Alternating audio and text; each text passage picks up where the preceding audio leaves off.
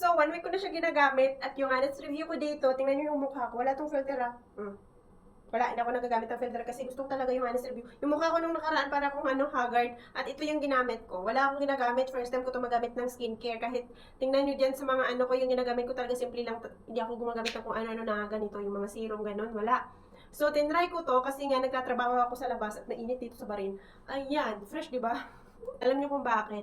Kasi yung nangyari sa mukha ko, meron akong pimple na hinahayaan ko lang kasi ayaw lumabas at nangingitim lang sa loob. So, yung nangyari, akala ko nag-breakout ako. Pero hindi pala, lumabas sila. Kasi tinignan ko kanina, dito, meron. Kasi mahilig ako magtiris ng pimple kapag alam ko nalalabas. Kasi parang, ako, basta ang sarap tirisin. So, tinitiris ko yan. Pero basta after 1 week, wala akong nakitang namumula. O, tingnan yung mukha ko. Wala akong filter, o, tingnan nyo. O, diba? Lumabas yung mga pimple ko na dati pang ayaw lumabas. So, ginalang nila.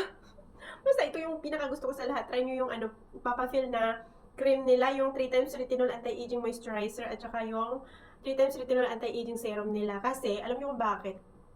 Kasi yung niya, meron silang plus ceramide, vitamin C, collagen, reduce wrinkles, and improve elasticity. So, tingnan nyo naman yung mukha ko. Nung nakaraan, sinabihan ako ng kasama ko na sabi niya parang naging matured. So, siyempre naghanap ako ng pampaganda kasi nga 28 pa lang ako tapos sasabihan ako na naging mature, super stressed ako. So ito lang yung panglaban ko. At saka ang ganda nitong serum nila, i-try nyo itong dalawa.